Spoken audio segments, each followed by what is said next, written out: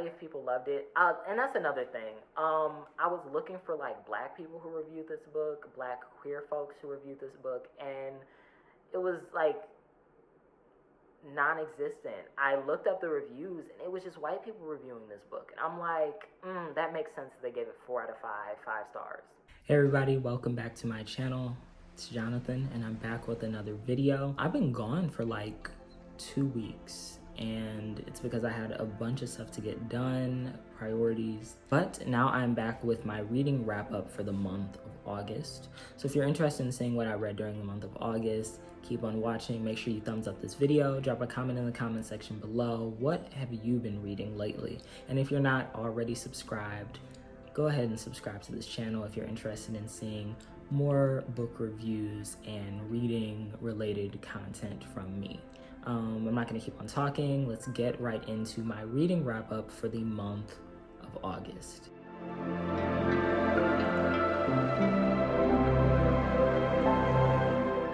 During the month of August, I read a total of 9 books all the way through.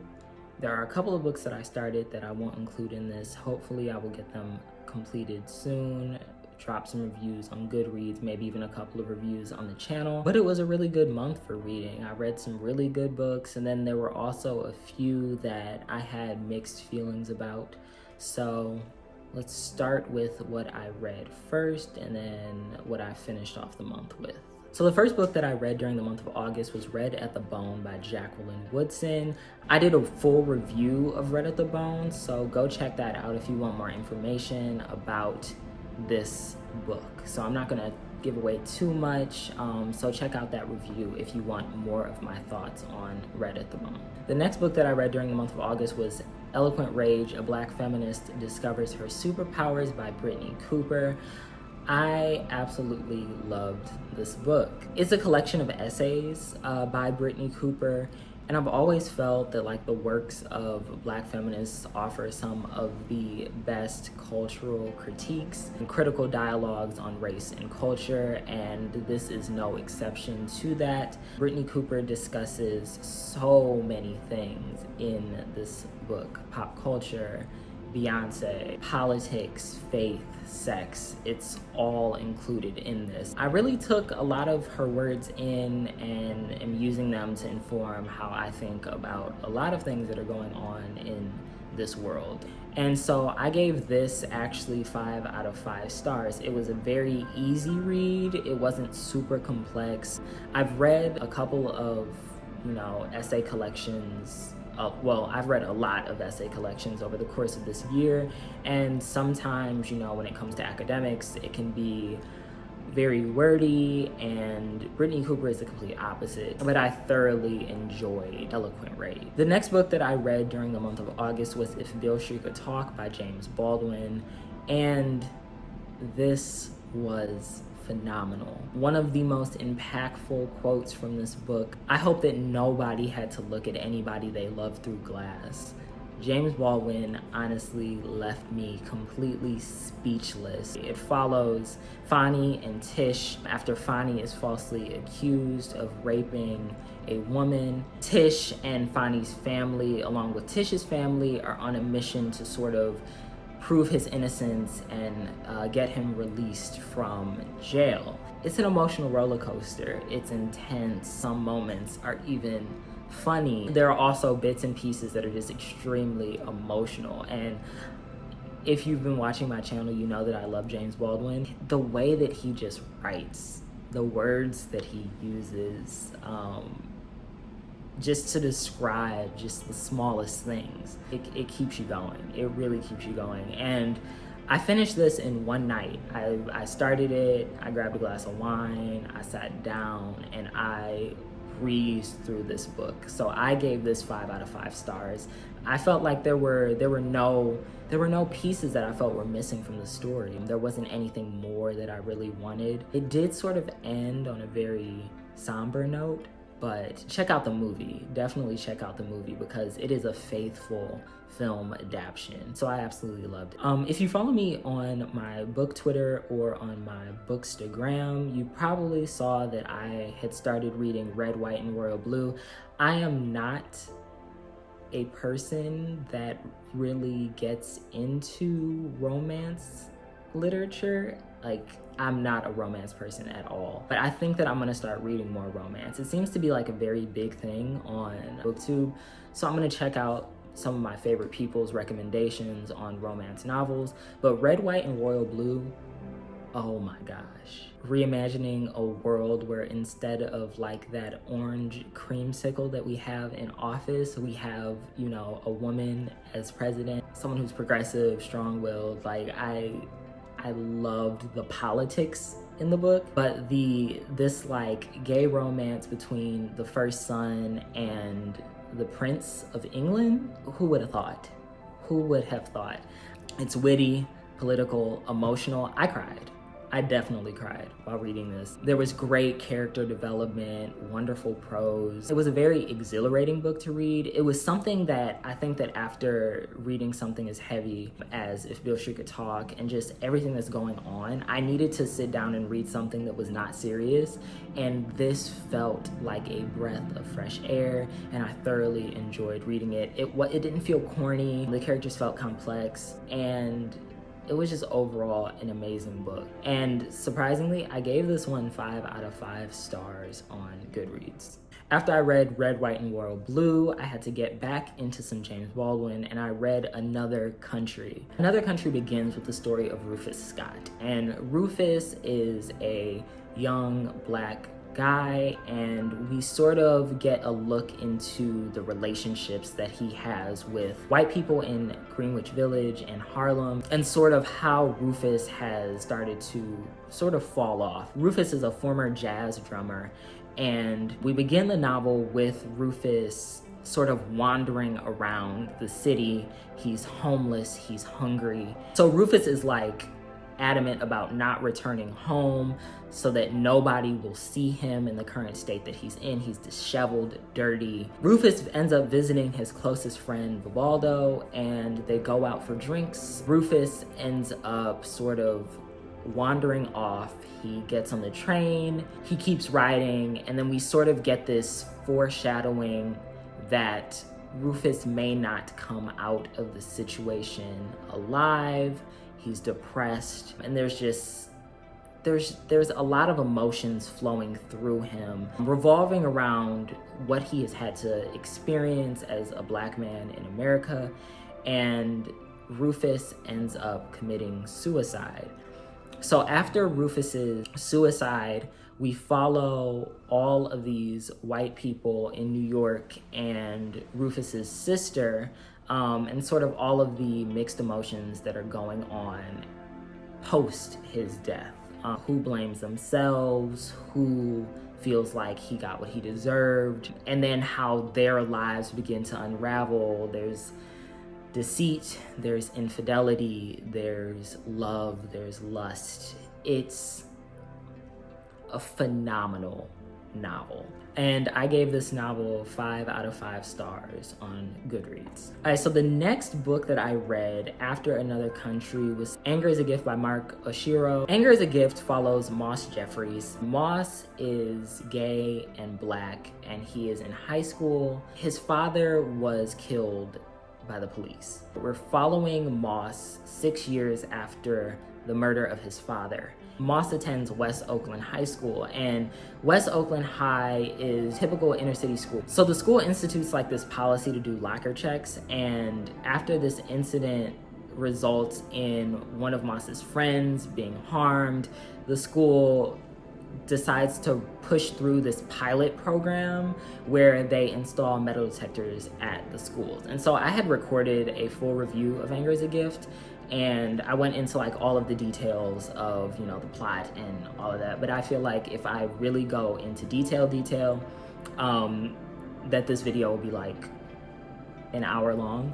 To make a long story short, they install these metal detectors in the school, and Moss is dealing with all of this trauma from his father's death.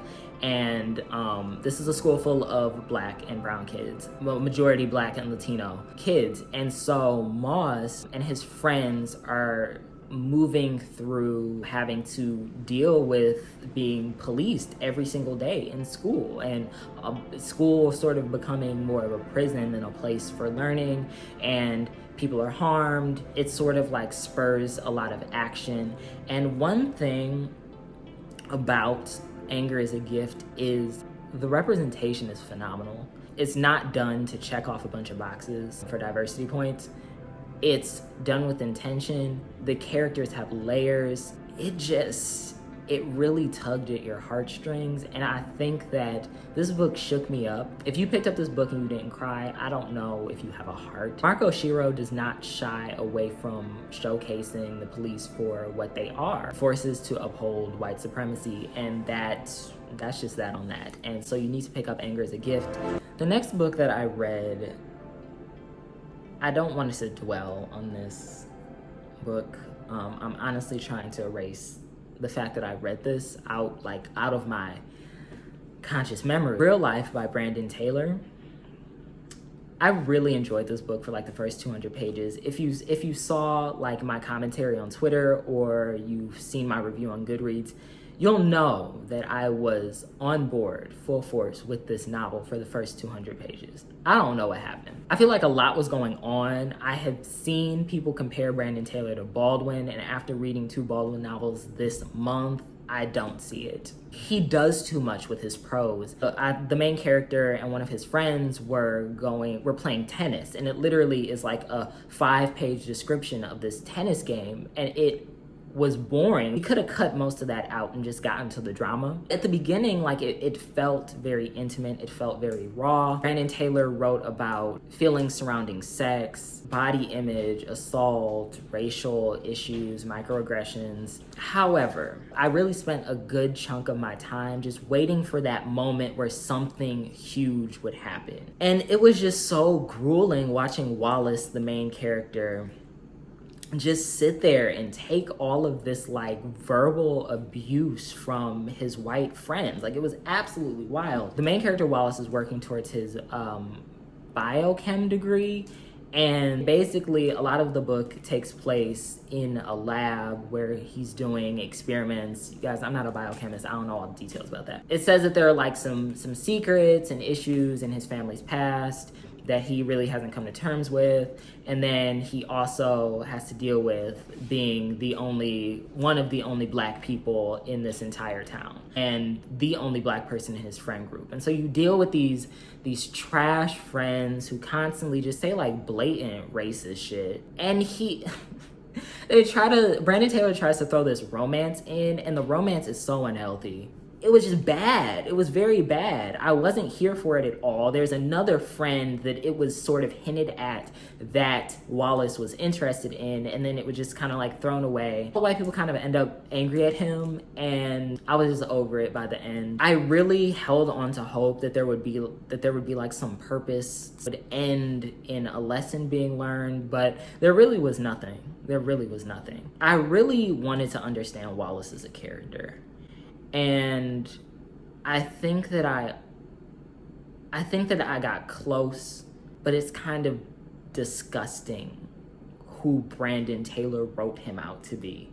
And I think that this book does a disservice. It wasn't it. It just wasn't it. I ended up giving this 3 out of 5 stars. Yeah, I think that I only was able to finish it because I just wanted it to be over. Sorry if people loved it. And that's another thing. I was looking for like black people who reviewed this book, black queer folks who reviewed this book, and it was like non-existent. I looked up the reviews and it was just white people reviewing this book. And I'm like, that makes sense that they gave it 4 out of 5 stars. Next up, I had to cleanse my soul after reading that book, and I had started reading Jazz by Toni Morrison a while back. I have repeatedly said that I think that there is a right time to read a book. I finally found the right time to really just deep dive into Jazz. The reader is instantly transported into this very messy situation where a young girl was shot by her lover, and then the man's wife ends up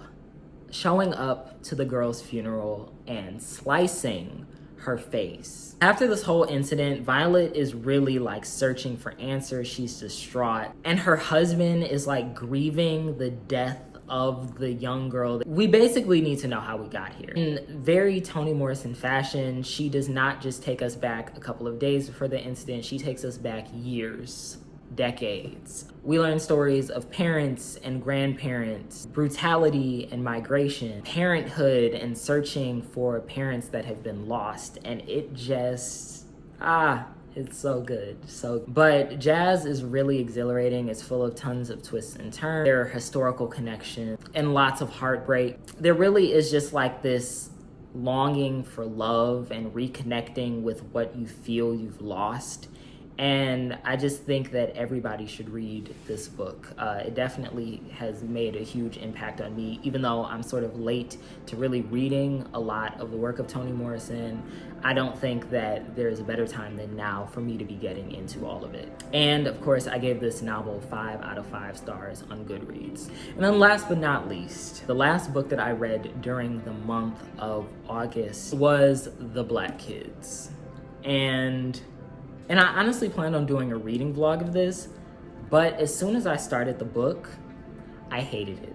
If you follow me on Twitter, I think I tweeted about this. I really hated this book at first. So it follows the perspective of a young black girl named Ashley. She has a wealthy family and she's growing up in LA. You know, she's wealthy. She's one of the only black kids at her school, but she does not hang out with the other black. And so The Black Kids follows the aftermath of the Rodney King verdict.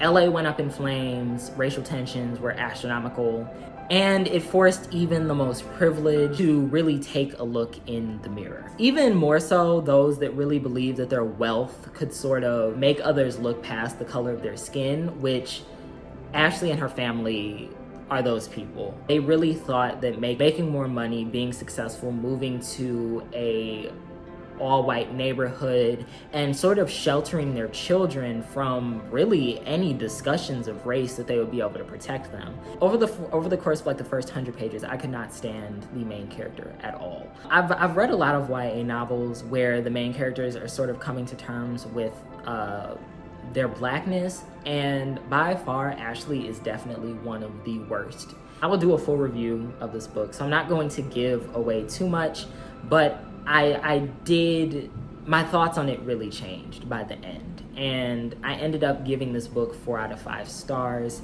So hopefully I will be able to get up a full review of this to give everybody all of my thoughts. But The Black Kids. If you really stick with it, I think that your thoughts will, from beginning to end, will definitely shift. And so those are all the books that I read during the month of August.